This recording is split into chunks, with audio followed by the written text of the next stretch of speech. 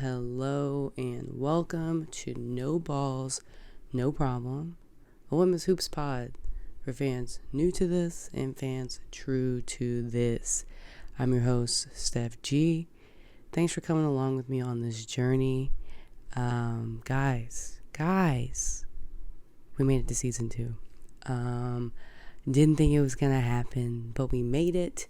I appreciate you guys coming back and giving me another chance after the way I acted at the end of last season, aka I ghosted you guys. But if you're a part of my real life, you'll know that's not uncharacteristic of me. So I appreciate any grace that you might give me. And going along with that, we're honestly just going to scoot past the fact that happened. And I'm going to assume that the Los Angeles Aces won the championship at the end of last season. If you didn't, now you know.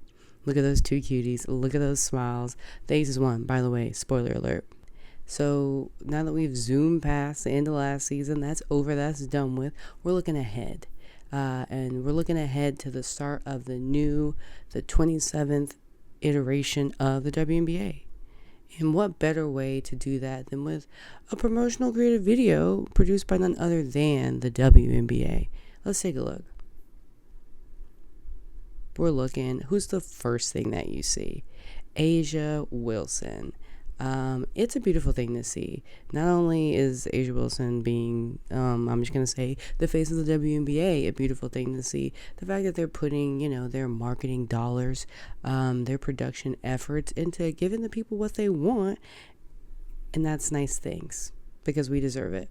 They heard our grumbles, they heard our mumbles, and they said, watch this, guys, watch this. And I watched it. I watched it a few times, actually.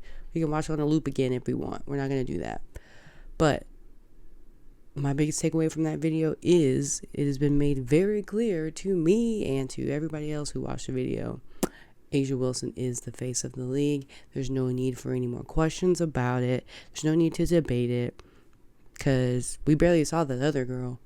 She was probably in there, but who was looking? Because who was the focal point? A'ja. I'll leave it there. Yeah. Season tips off on Friday. Very, very excited. And guess what? I'm even more excited for the fact that you can actually watch games this season. Big shout out to our new media deal with Ion. Let's take a look. Because who the heck is Ion? You know who Ion is. We're going to get 44 games over 15 weeks. 44 games. That is the most out of all the networks that are going to broadcast this game.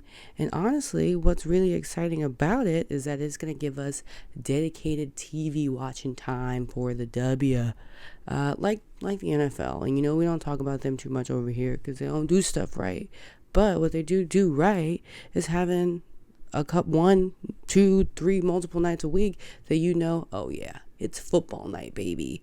And Fridays on Ion are gonna be WNBA nights, baby. Yes, it's Ion, but and we got the jokes off. It's funny, but what's not funny is that we can see those games. Ion's everywhere. So we're going to get a league high 44 games on Ion, 40 on the CBS networks, 21 Amazon Prime Video, 12 on Meta, 20 on Meta, and 12 on Twitter. Meta's going to be a little weird because last season you got Facebook Watch games, which was, whatever, it was a thing. But I think now we're going to be splitting those 20, I don't know if it's 50-50, but we're going to be splitting them between Facebook Watch and some kind of VR version. Girl, I have no idea. Talk to Mark Zuckerberg for all of that. And then for the ones who really are excited about the WNBA, i.e. me, you got your League Pass girlies, for $25 a year, a season, whatever you want to call it. And that's for your out-of-market games. So games that are going to be on the ESPN, the ABC, Ion, whomsoever else is going to be broadcasting the game. If it's not available in your local network, you can watch it on the League Pass. I'm not here to push. Nobody's told me to push the app. But I did hear they did a nice little redesign. I'm going to have to check that baby out. But do what you want with that information. We can watch the basketball Friday, baby. It's getting here. Moving right along. There's actual news that's been going on in the WNBA universe, because my timeline has been talking, and I don't really want to talk about any of it because it's just been a lot. It's been a lot of chatter, and this tweet here really summed it up for me. We just need to play basketball. I just want to play. Let's play some ball, because this is too much. I'm over it. But if you need a high-level recap of what's been going on, it's been the Vegas Aces versus Dearica Hamby versus the WNBA, a circle. It's also been Alexis Morris versus making a WNBA roster versus the 35 and up vets. And this one's not a circle. This one's more like a Venn diagram, but the Venn diagram is making a WNBA roster and 35 and up vets. Those are overlapping circles. And then there's Alexis Morris over here, because she ain't made a team. Bloop. And lastly, obviously, what's been the talk of the town? Roster cuts. Alexis Morris made a point. She made a video after she made the tweets and deleted the tweets. I'm not showing you the tweets. Nobody made a team. So, update. Your faves probably didn't make it. Leaving it there. I'm leaving it there. But again, that's the big stuff. I don't want to talk about that. If you want to know about it, log on to twitter.com. If you're interested, or give your ESPN WNBA homepage a scroll. It'll all be right there. But we're talking about what we're going to talk about. And what we're going to talk about is what's already happened. A recap, if you will, of the long off season that we've endured. What's been going on with everybody? Because again, I've said it before and I'm going to keep saying it. League tip off on Friday. And we got to get caught up. Because we got new coaches. We got new players. We got old players on new teams. Old players on old teams. So we got a dish, guys. We really got a dish. So let's get started. We're going to separate these bad boys between the West and the East. West Coast Conference versus East Coast Conference. And we're going to start with the West because the West have the reigning champions, your Las Vegas Aces. Here we go.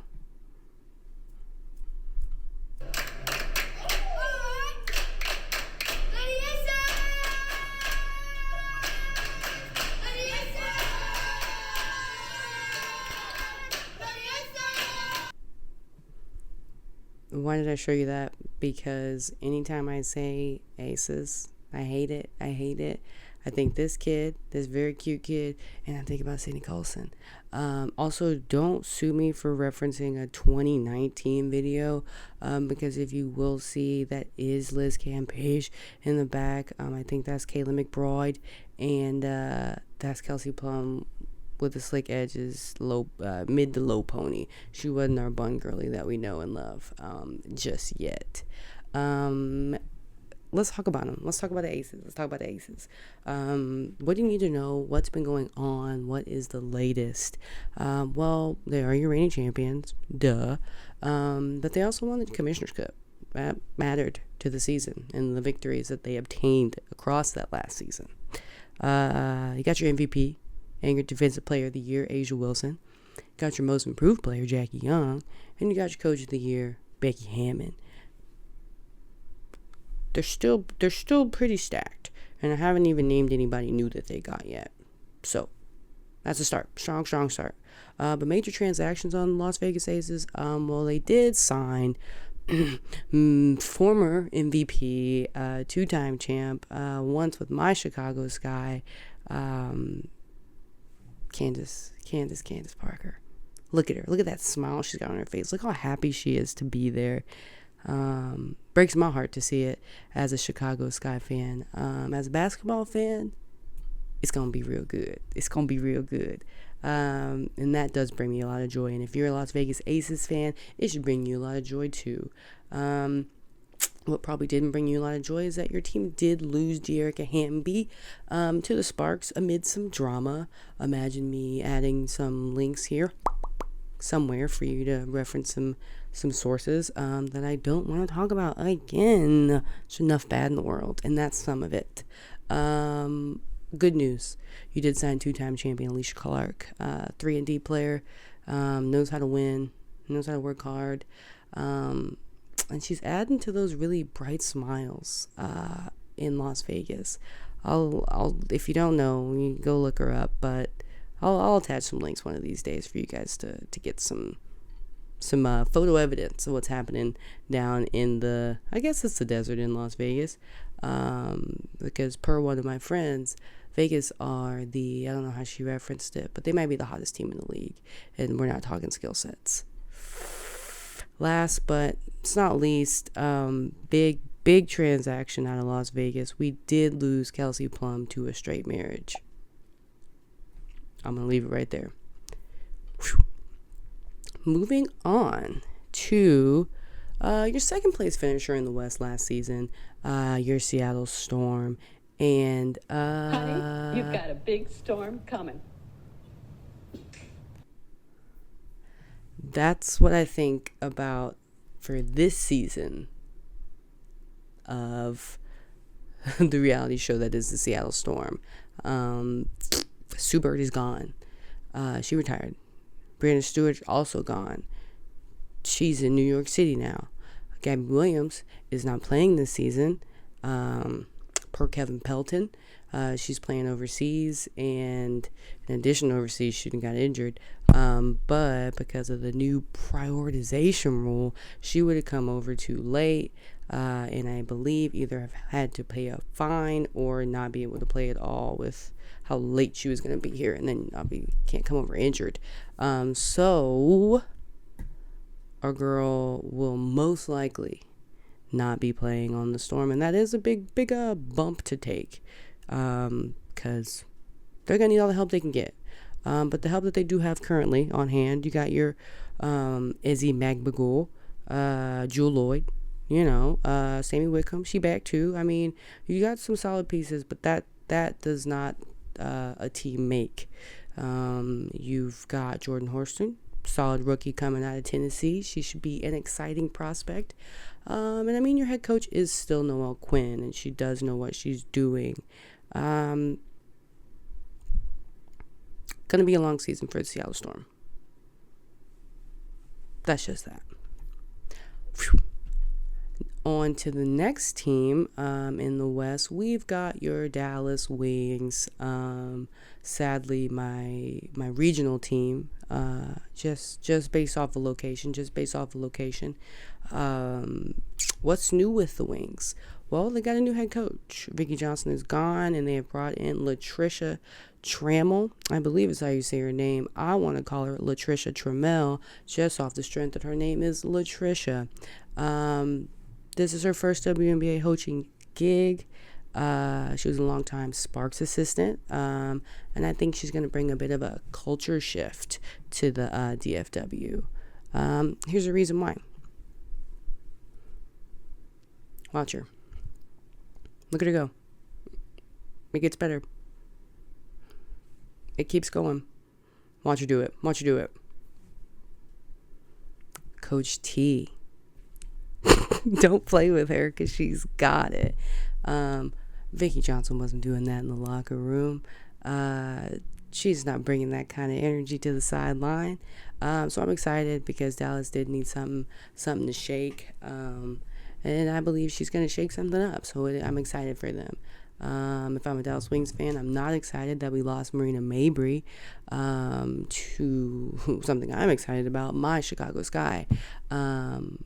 If I am a Dallas Wings fan, I was excited that we did pick up Diamond DeShields from Phoenix, but then I was very quickly let down to find out today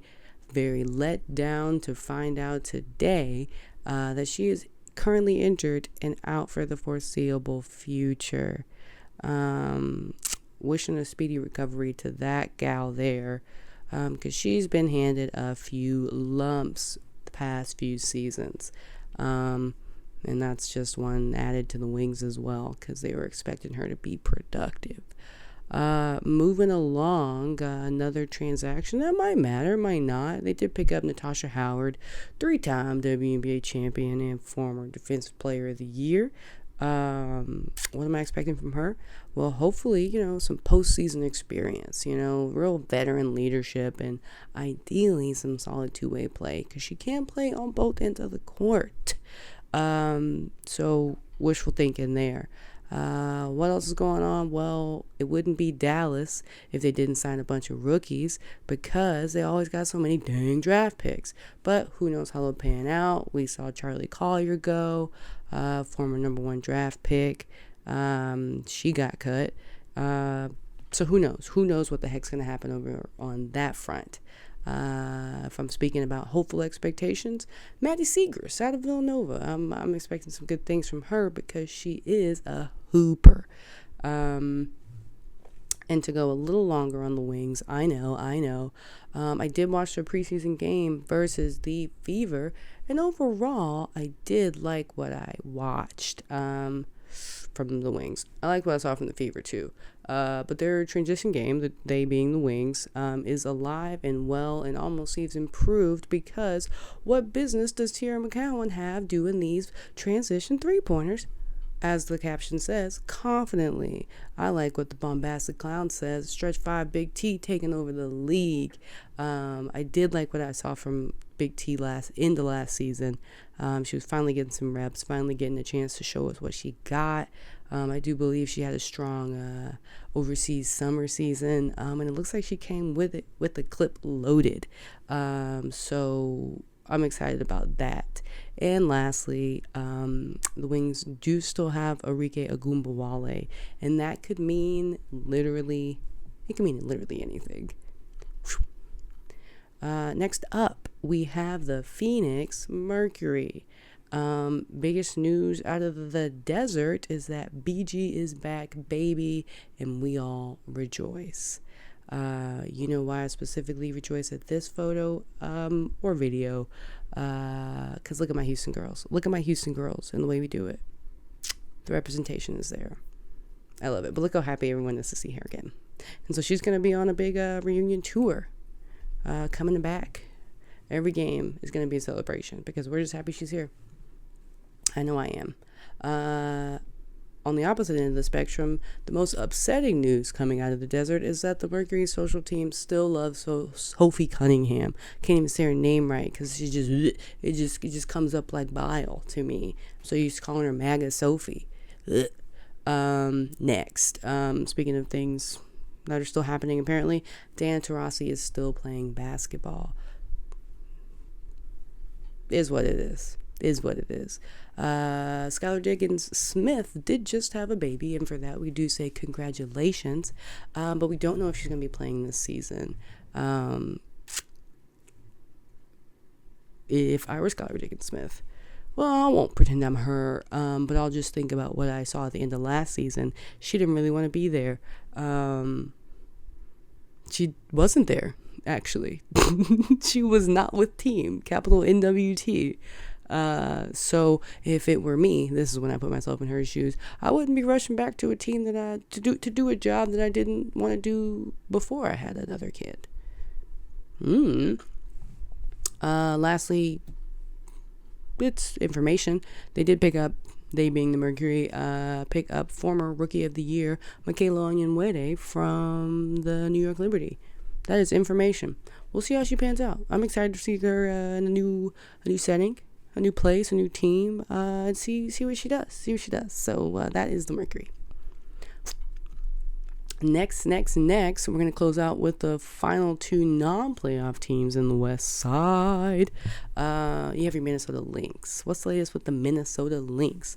Well, we maybe won't call it the latest, but it is indeed information. Maya Moore finally made her retirement official.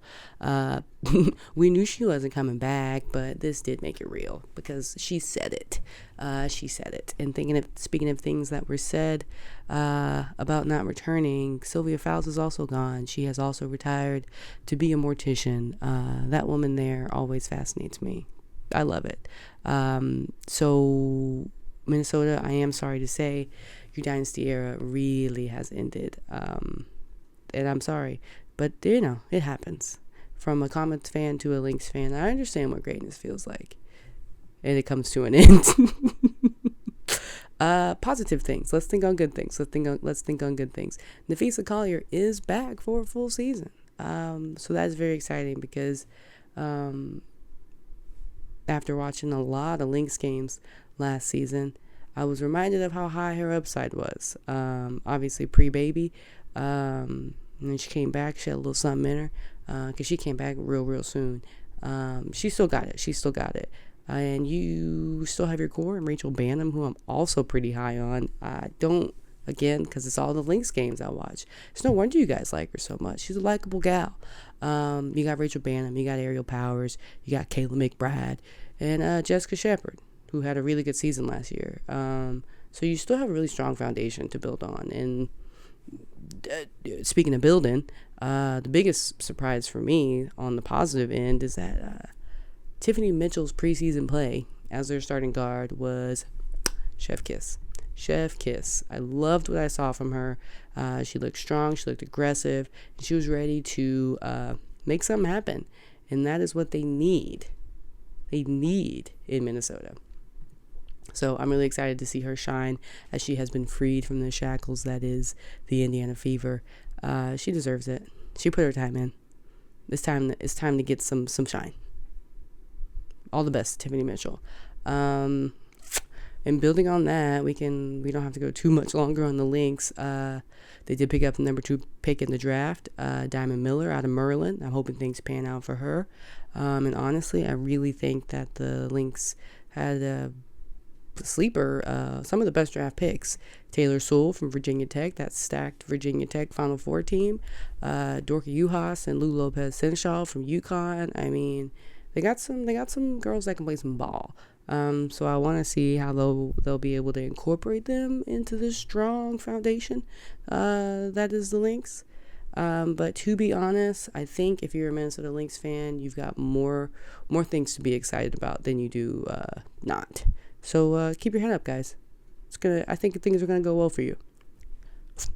And last but not least, you have Los Angeles Sparks. It's a new season. It's a new season in LA. They got a new head coach in Kurt Miller, longtime Connecticut coach, a lot of postseason experience, but we're probably thinking that he's got something to prove because he didn't reach what some would say were championship expectations for he and his team in Connecticut with the Sun. And in a package deal, an unofficial package deal, they also got longtime veteran guard Jasmine Thomas, who came over from Connecticut as well. And this will be her first season back, coming off a tough knee injury last season. So we'll see what, she's got something to prove too. If she's still got it in the tank, I believe in her. I think she's gonna perform well, because she's a solid player. You want somebody like that. You want somebody like that on your team for sure. Speaking of people you want on your team, Nneka Ogwumike is still, if you ask me, at the top of her game. I believe she's still playing at an MVP caliber rate. Just look. Proof's in the pudding. The lady's still good. Lady is still very good at what she does. And looking ahead past, Nneka's greatness, the Sparks also picked up quality veterans. You got Dearica Hamby. We talked about her, but when she's back after, recovering post-baby, she's going to be a valued addition to that team. Another valued addition, Nazare Stevens from my Chicago Sky, mine. Yeah, you want her on your team because dang it, I want her on mine. Somebody else you want on your team, Lasia Clarendon, another veteran guard. They don't have any wings. They got a lot of guards and a lot of forward centers. Who knows what they're going to do? I'm not a head coach. I'm not a GM. But the players they do have at the positions that they have are very good. These last three I mentioned, Hamby, Stevens, and Clarendon, are all going to bring a strong veteran presence that is ready to perform, because the Sparks have had some veterans on the team that were not ready to perform. I'm looking at you, Christy Tolliver. All the best, lady, but you were taking up space. Young and vibrant energy, that is also ready to perform is Lexi Brown from my Chicago Sky. This will be her second season with the Sparks. In that first season, she showed out. So I'm expecting another leap of a season from her because she was hooping in the AU this summer too. Sparks are gonna be the Sparks. I don't have the loftiest expectations for them. They're gonna do what they do. I don't know what they're going to do. I'm going to be honest. I don't know what they're going to do. That's why you got such a vague statement from me. Because you got a lot of new pieces. You don't have as strong of a core as other teams do. So it is going to be really interesting to see what they can make happen with all of these changes. A lot of question marks. But overall, I think when, you still got Neko Gumike on your team, you're going to be all right. So all the best to the Los Angeles Sparks. And with that, honestly, truly, that's it. That's it on the West Coast. And I'm going to stop there. Because you need time to process everything that I just gave you, especially if the team that you choose to root for is on the West Side. And also, I kept it short and only did the West because if I didn't and we did the East, we would have been here for hours and hours. So that's it. We're going to stop it right there. But guys, I said it earlier. I'm going to say it again now. I really hope you enjoyed it. And I do really appreciate you listening. As always, bring back the comments. Word to my girl Cheryl back there. And I can't say free BG anymore, which is a good problem to have. So tell a friend to tell a friend, and I'll catch you guys later. Bye.